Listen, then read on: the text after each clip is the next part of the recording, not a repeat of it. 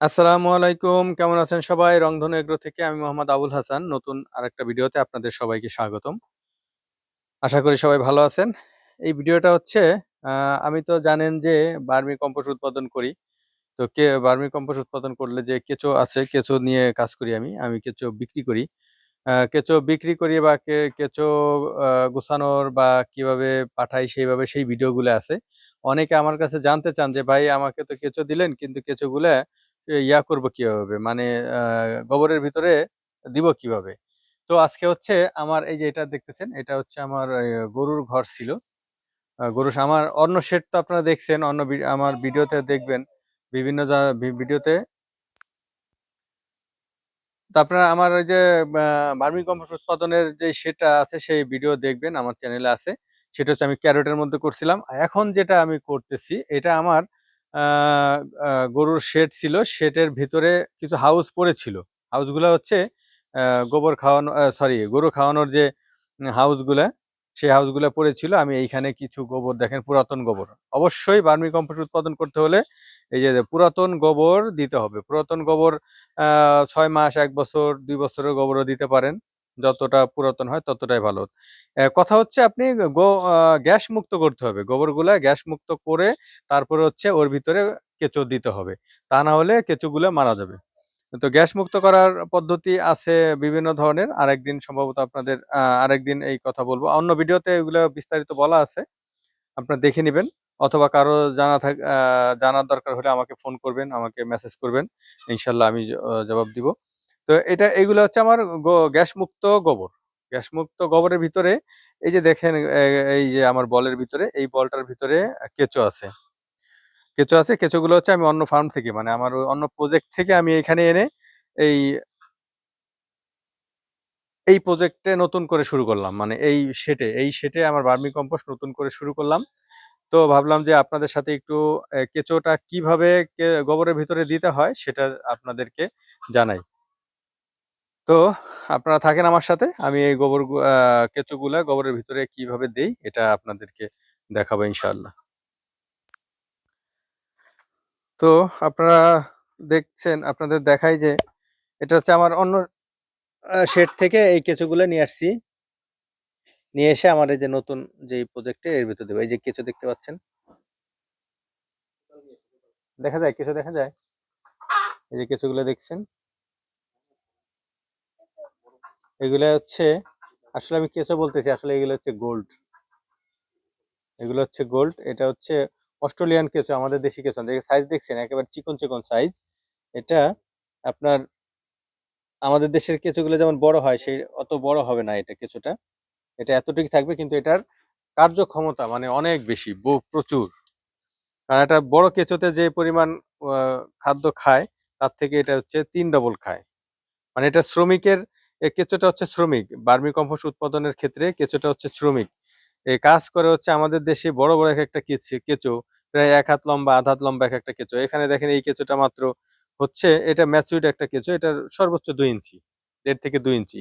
তো এই কেঁচোগুলোতেই আপনার গোবর খাওয়ার মানে ময়লা আবর্জনা খাওয়ার ক্ষমতা অত্যাধিক।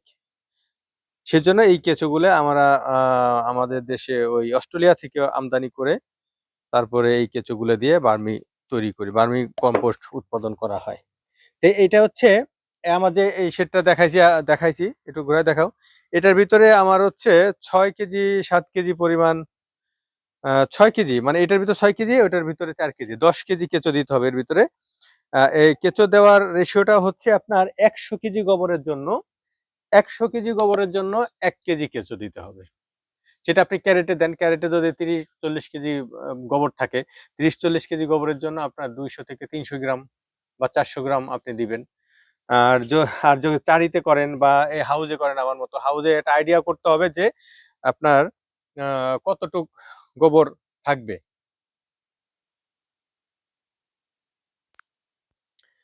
তো যেটা বলছিলাম সেটা হচ্ছে আপনার ১০০ কেজি গোবরের জন্য ১ কেজি পরিমাণ কেঁচো লাগবে। তো আমার এখানে হচ্ছে ১০ কেজির মতো কেঁচো লাগবে। তবে কেঁচোগুলা এইভাবে দলা হয়ে থাকবে, এগুলাকে পরিমাণে ভাগ করতে হবে। ভাগ করে তারপরে হচ্ছে আমি একটা অংশ এখানে দিয়ে দেখাই আপনাদের। এটা হচ্ছে সব জায়গায় এটা ছড়ায় ফেলতে হবে।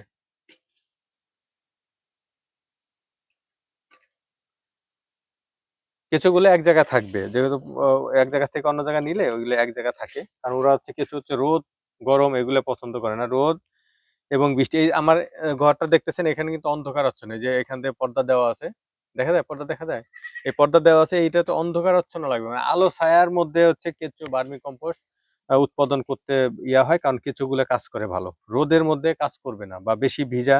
এই গোবরের একটা আর্দ্রতা থাকতে হবে, এই যে দেখেন এই যে ভেঙে যাচ্ছে, এবার হাতে দিলে ভেঙে যাবে। কিন্তু যদি নরম থাকতো, দলা দলা হয়ে থাকতো বা পানি থাকতো এর ভিতর, তাহলে আবার কিছু মারা যাবে, কারণ এর ভিতরে অক্সিজেন যেতে হবে, অক্সিজেন না গেলেও খেতে পারবে না। তো এইগুলা খেয়ে ও মল ত্যাগ করবে, সেই মল ত্যাগ, মলটাই আসলে কেঁচোর মলটাই আসলে অরিজিনাল কম্পোস্ট।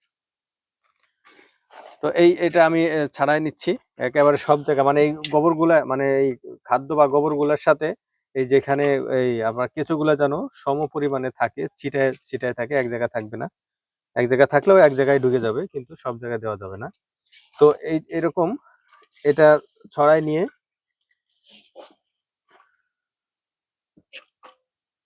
ক্যামেরাটা ওইদিকে একটু ঘোরাও,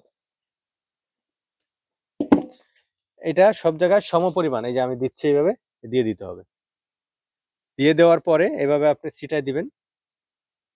দেওয়ার পরে আপনার সাথে সাথে একটু পানি, হাত দিয়ে পানি ছিটাই দিতে হবে। এবং এটা গোবর, এই কেঁচো ছাড়ার আগে অবশ্যই খেয়াল রাখতে হবে এটার ভিতরে, গোবরের ভিতরে আর্দ্রতার পরিমাণ কেমন। বেশি পানি থাকলে হবে না, আর একেবারে শুকনো থাকলে হবে না।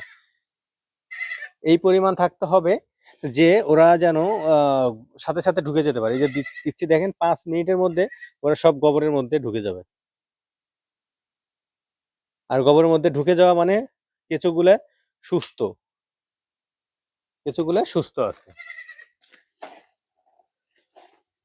আর যেগুলা কেঁচোগুলা অসুস্থ থাকবে, আহত থাকবে বা মারা যাবে, সেইগুলা হচ্ছে ভিতরে ঢুকতে পারবে না, সেটা পরবর্তীতে ফেলে দিতে হবে। সমান হারে যেন সব জায়গায় সমানভাবে, কারণ কি ওরা যেখানে এখন ঢুকবে ওইখানে ওরা বসে থাকবে, ওইখান থেকে খাবে, খাওয়ার পরে ওইখানে খাবার শেষ না হওয়া পর্যন্ত ওরা ওইখান থেকে আর সরবে না। হুম,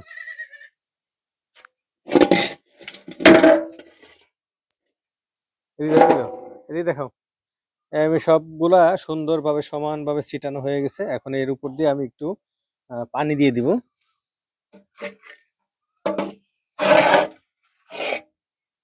কিছু দেখা যায়, এই যে কিছুগুলো দেখা যাচ্ছে উপরে ভাসতেছে, একটু পানি দিয়ে দিলে ওরা সব নিচে চলে যাবে। চলো ওদিকে চলো, পানি দিয়ে দিই।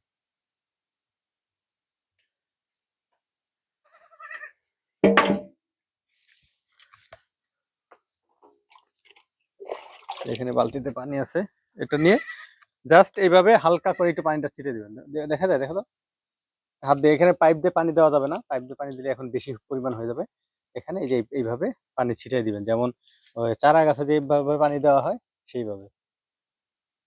এরপরে 5 মিনিটের মধ্যে আপনি একটা কেঁচো আর খুঁজে পাবেন না কোথাও, ওরা সব জায়গা মতো ওদের বাসস্থান করে নিবে। এইভাবে একটু পানি দিয়ে দিবেন, হাত দিয়ে পানি দিয়ে ছিটাই দিলেই মনে করেন যে কেঁচোগুলা নিচে চলে যাবে। তো আপনারা যারা নতুন কেঁচো সংগ্রহ করবে, আমার কাছ থেকে করেন বা যার কাছ থেকে অন্য কোথাও থেকে করেন, আপনারা সবাই এই পদ্ধতিতে এবার সমানভাবে আহ গোবরের উপরে কেঁচোটা বিছিয়ে দিয়ে তারপরে একটু পানি দিয়ে দিবেন, ইনশাল্লাহ ঠিক হয়ে যাবে। এখন থেকে 1 মাস পরে, 30 দিন পরে এখান থেকে 50% সার আমি উত্তোলন করতে পারবো। মানে এখানে হচ্ছে 1 ফিটের মতো গোবর আছে, এখান থেকে 6 ইঞ্চি পরিমাণ, 5 থেকে 6 ইঞ্চি পরিমাণ গোবর সার হয়ে যাবে। সেই সারটা আমি 1 মাস পরে উঠিয়ে নিব, উঠিয়ে নিয়ে এখানে আবার নতুন করে গোবর দিব।